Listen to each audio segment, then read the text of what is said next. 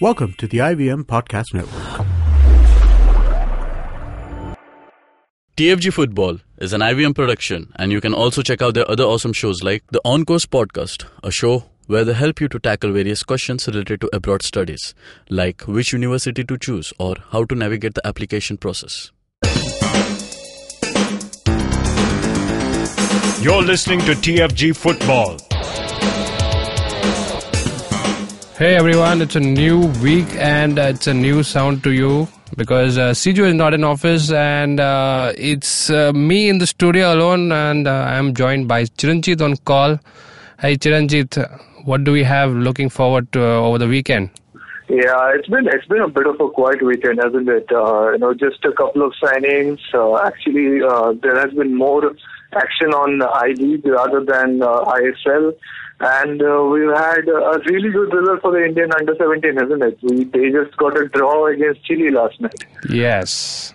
So that concludes the three-match tournament, the four nations and three matches that India was supposed to play at Mexico. Although the results did not turn out in our favor, but again, it's an exposure to it. It's more of a preparation rather than just finding out how the results turn up for the progress of the team. So that was the last of the three matches. 1-1 was the final score. India finishing the match with 10 men on field, and having lost to the previous two encounters against Mexico, we lost 5-1, and 3-0 was a loss against Colombia. So overall, a decent exposure for the Indian young test side. It's a good exposure, but we were talking about the first game where we lost by a big margin, and then somebody pointed out, I think on social media to me, that look, you have sent them across the world. These are 16, 17-year-old kids, okay? And you have sent them across the world. They're going to USA. The reason why they're not in USA, they're in Mexico. But the reason they wanted to do a tour in USA was two things. Get used to the atmosphere there, and also battle the jet lag. That's why you do a preparatory camp when you go to another country. So these guys, because they did not go, the USA tour was cancelled, so they went to Mexico, and within a day or two, they were suddenly playing against, Colombia, who are, one of the best, one of the, let's say, top 10 under-17 sides that we have in the world today. And, of course, they got rammed, because your body does not adjust to that new clock so easily. You are still on a very, you are still on Indian Standard Time, biologically.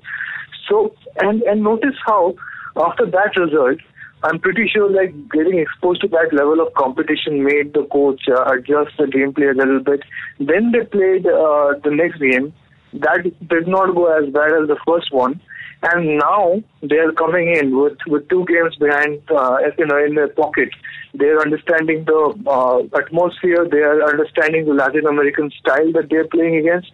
And now they are playing Chile, who may not be as good as Colombia, but they are not bad. They are certainly, near the World Cup level, and they put up such a great fight. They just went down, I think, 48th minute. So entire second half they were chasing the game, and then it was brilliant. 80 minutes in, so that means that they were competing against these Chilean kids. And they were matching their stamina and putting up a fight even 80 minutes in. It's not like they could have taken the foot off the gas and said, okay, let's play out the game. But they kept fighting all 90 minutes, and they could not have relaxed even after that, because they fell a man short. There was a red card. Who got sent off? I think Aniket got sent off. So this was a game where they had to fight all 90 plus minutes. And the fact that they came out with a draw is a huge boost. I think maybe if we get let's say 5-6 more matches like this in the lead up to the World Cup, we may actually have something to hope for.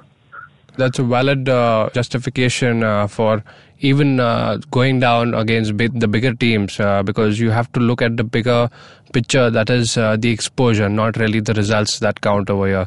Right, moving on, we were talking about the four nations, and we moved from Mexico right back to India, where we were talking about another Champions Cup featuring four teams, but again it looks like it's turning out not the way we were expecting.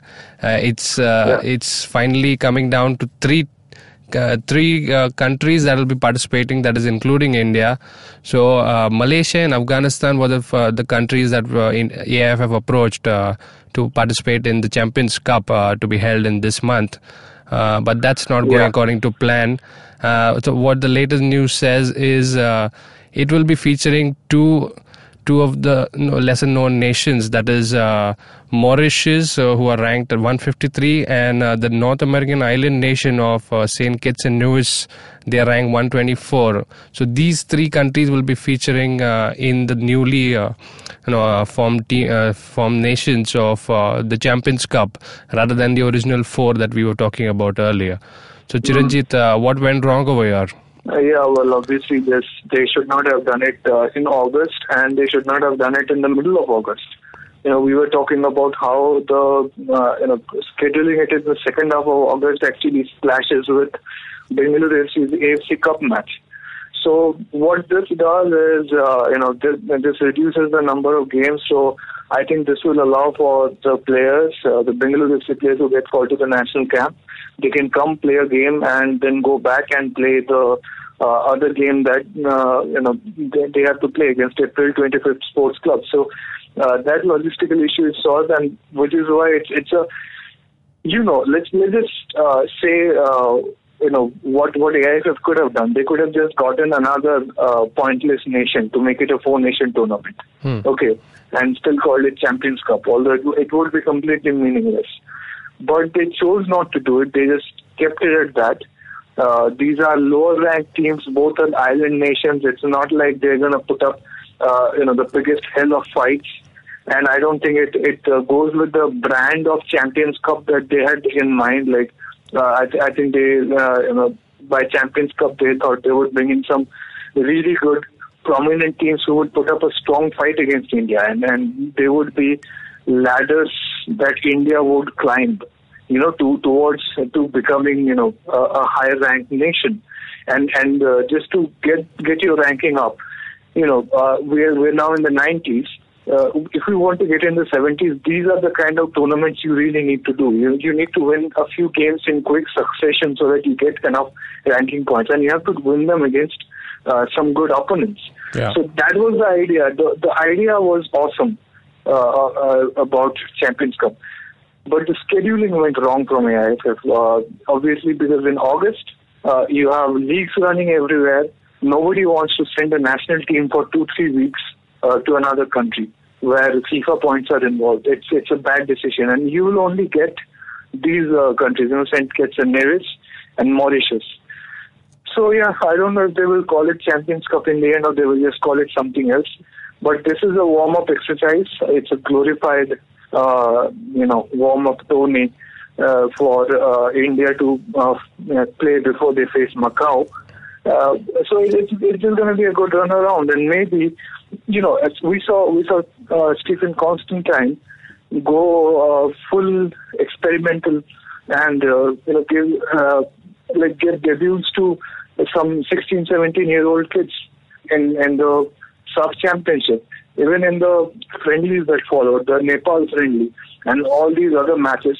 He really gave debuts to some good, promising young players who would really, treasure that experience. So if you have a tournament like this, where you're playing two lower-ranked nations in a tri-series, that is essentially is going to be a one-off exercise. So we're going to see a lot of new young players getting, debuts here. We have Sarthak Gulri, who's just gotten a national team call-up, a lot of ISL FC players, and a good amount of new youth. I mean, we've seen 30-40 players getting debuts. Maybe it will reach 50, by the time 2017 is up.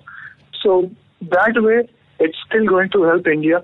It's still going to be a good coming out of the summer exercise for the players who will face Macau and carry forward our Asian qualifier campaign. And it's going to be something nice for the people of Chennai to go and watch. They haven't gotten to see India for such a long time. Yeah. Years it has been. Yes. So, yeah, and when I was talking to one of the AIFF officials in Bangalore, he said they want Chennai to become a footballing hub. There's going to be some centers of excellence, some academies, a lot of other facilities that will come up in that area. It's prime, it's close to sea. People are going to like being there and training to become professional footballers. So maybe this is a good priming exercise. You create the market, you create the environment, you create this feeling of all year round football that Chennai really needs. Yeah, and we always keep talking about the national team not getting enough games. When you play more, you get more experience, and that's what is needed. Even when you reach higher in the rankings, if you're not in touch with your national games, getting into a tournament, it becomes very difficult, just to get off the rust of you and giving your best. Because as you keep improving in the rankings, we expect the game also to get tougher and tougher. So exactly, that's... but next time onwards, they need to do it in July or early August, because every time they schedule something like this in the second half of August, they will undermine the club that's in AFC Cup, because this is when the quarterfinals, the interzone semifinals, all of that start happening at club level. So next time AIFF needs to keep that in mind as well. Right. So that was about the Four Nation Cup becoming a Tri-Series, and it's three nation now. Yes, So moving our attention to the ISL signings, Robbie Keane is headed to India, and he will be playing for 80K. What news is this? 37-year-old Robbie Keane, former player for Tottenham Hotspur. He's played for Liverpool. He's a Tottenham player, man. He's a Tottenham legend. Yes, and I don't know. Yeah, it must be a lot of stake for Robbie Keane to leave MLS and join 80K in the ISL. Yeah, well, we have Terry, who is the 80K coach. He was also a part of Tottenham for a very long time, and he's brought in Keane. So obviously these two had a familiarity with each other before. They have worked together before. So this is a fruitful culmination of that 80K are benefiting from. But I don't know, man. Last he played was for LA Galaxy in the Major League Soccer, and he scored 20 goals for them that season. So that way you can tell that he's still got his touch. He's still kept up his fitness. But last December, around last October, November, December, he said he was not going to play international football anymore after the European Championship. He was part of the Ireland team, but did not get a single game. And he said he wants one last challenge before he retires from football altogether. So 2017 came and mostly went by. He did not get a single team from January onwards, but and he has ended up with 80K. I don't know. So the fact that... So I think it's more like the earlier, the obsolete rule as of now, the marquee player rule. I think this fits in correctly for 80K right there. The marquee player for them. Look, 80K right now need to make full crowd, okay? Because the kind of fights they have picked up with East Bengal and Mohun Bagan, the second-hand support is eroding. So they will need to pull whatever European football fans are there who have watched EPL and are familiar with his name. So that way they need to spend money and get in stars. They are in more need of star names than anybody else. So in that way, this makes perfect sense. And but look at the scenario here. The entire team's budget is supposed to be 18 crores. Okay, the Indian players are minimum on. You have to spend 5.5 crores minimum on the Indian players. it doesn't really mean that they are the teams are spending much more than that. It's around 5.56. That's the kind of money they're spending on Indian players. So about 12 crores is spent on the foreign players. The entire foreign roster, the 8 players that are supposed to be brought in. And one of them can be the marquee. And the caveat is that the marquee's budget is not counted in that original 18 crore purse. Mm-hmm. So Robbie Keane is going to get paid $2 million for a stint with ATK. And this is probably going to be his last stint ever. Like, this is the last time he's going to play professionally.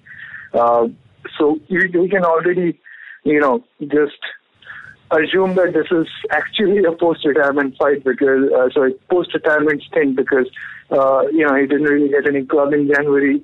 He sat back and he thought, okay, we'll go to India and make some money and then end it easy. But just look at the scenario. He is making as much money as all the other foreign players in the team combined, and he's making twice as much money as all the Indian players combined in ATK.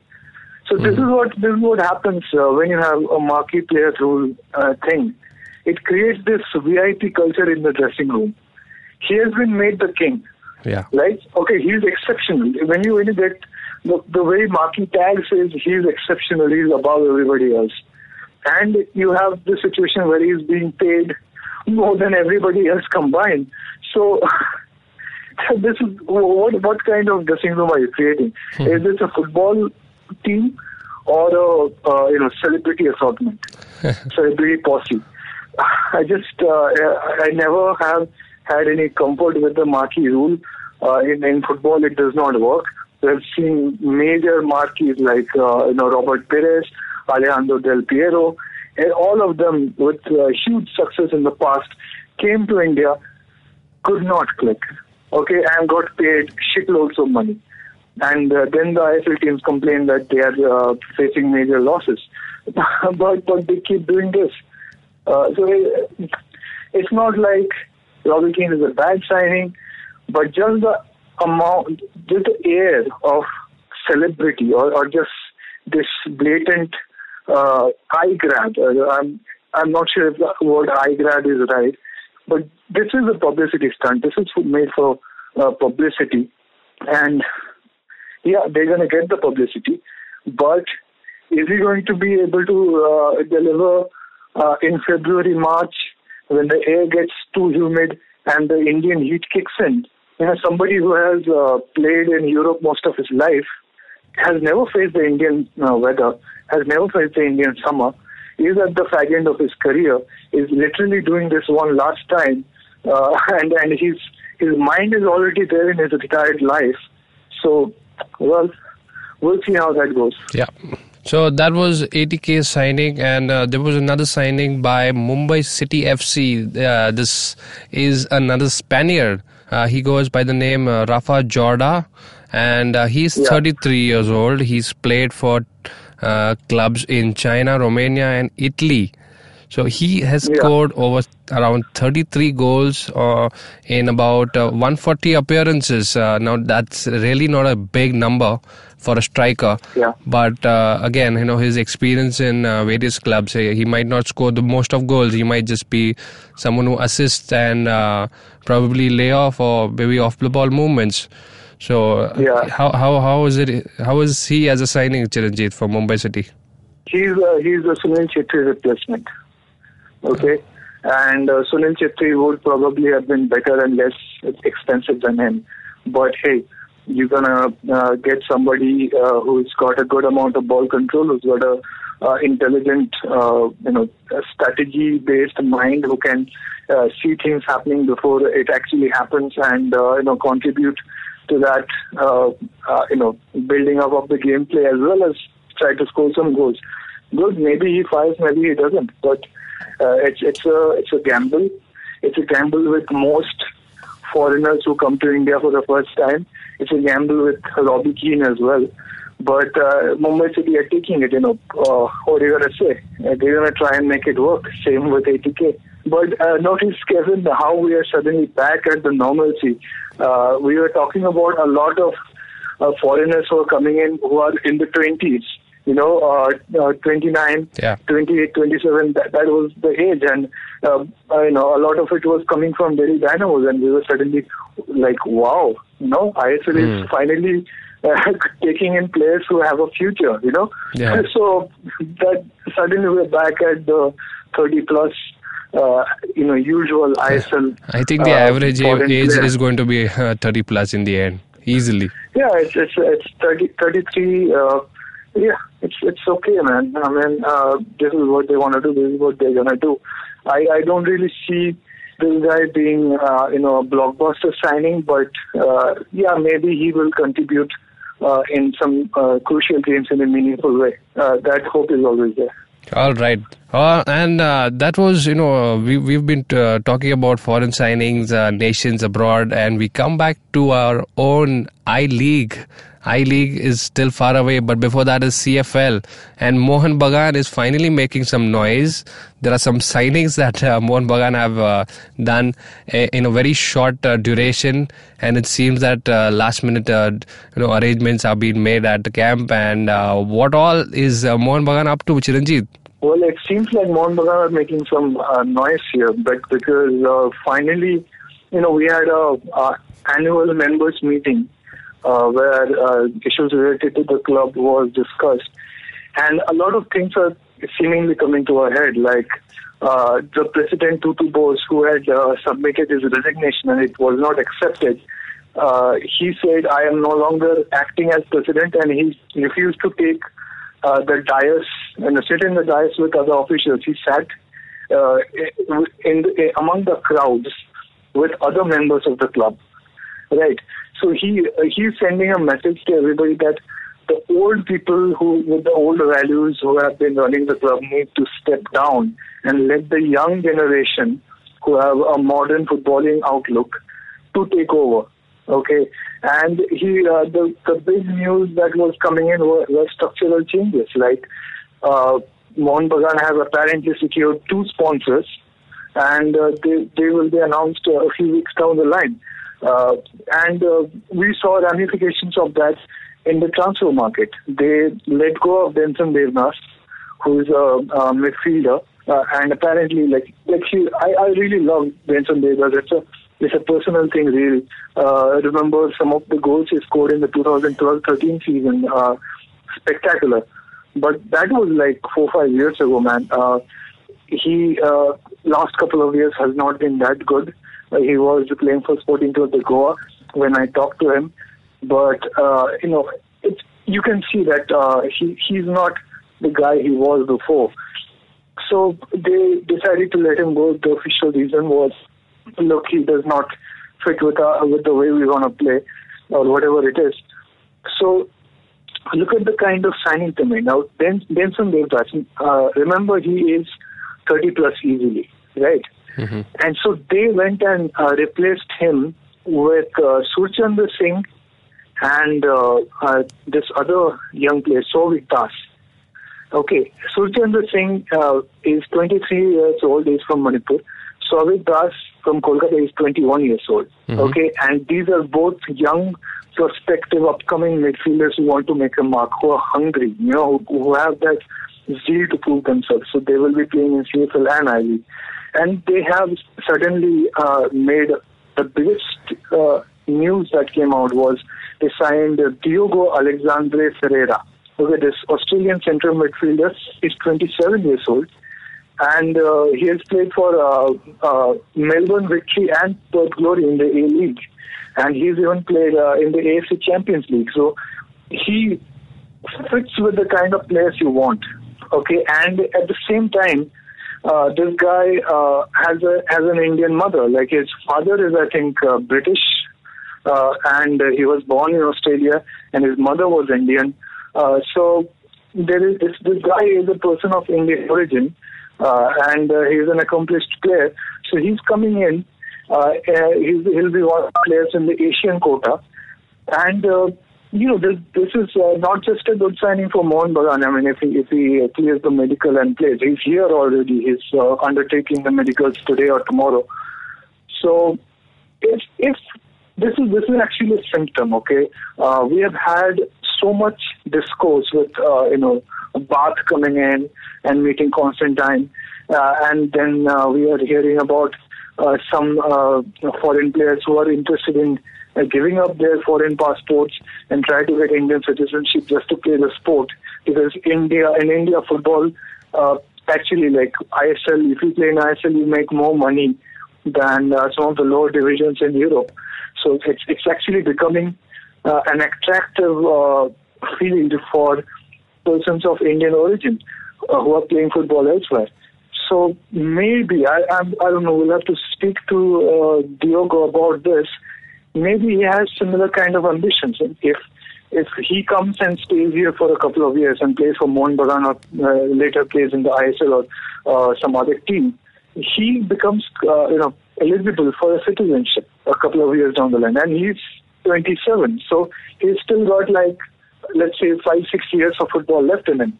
So he might, if he does well, if he clicks in the ILeague, you might even start considering him as a national team prospect if he takes up the Indian passport. So this is a far-reaching, if all these permutations and combinations are that are being thought of by this player, then this can be a potentially far-reaching signing.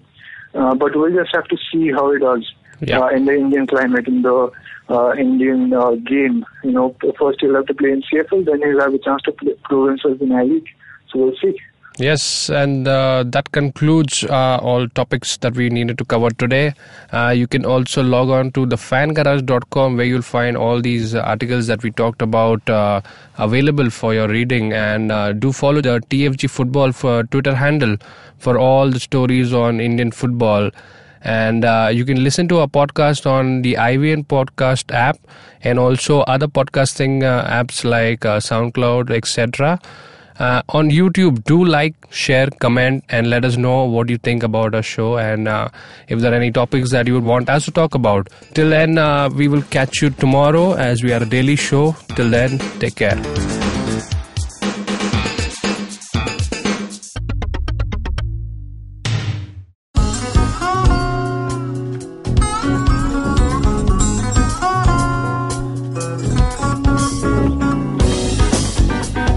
That was Tantrik Steve from Hansraj College, Delhi, performing at IIT Bombay's Mood Indigo. Just like them, there's a lot of new talent and art coming out of colleges all across India, but unfortunately most of this goes completely unnoticed or ignored. To fix this, we started atkt.in. Hi, I'm Ankur, I'm a musician and a rapper, and I found that one of the best things about being an artist myself is finding new talent. Through atkt.in, Tanya, my colleague who's a dancer, and our whole team really is putting all of our efforts into discovering and promoting all the coolest talent that's coming out of colleges all across India. And this goes up on our website, our social media, TV, radio, and now, of course, this podcast with IVM. Make sure you go to our website, support the talent with your likes, your shares, your comments. All of that really matters. Go ahead, check it out. atkt.in.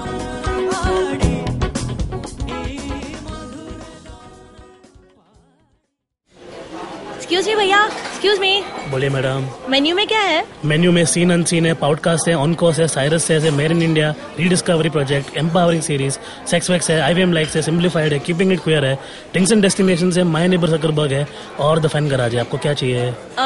एक बार repeat कर देंगे क्या? Repeat नहीं करता हम. आप जाओ IVMpodcast.com पे और सुनो ये सब, या फिर डाउनलोड करो उनका ऐप, सब आपकी उंगलियों पे.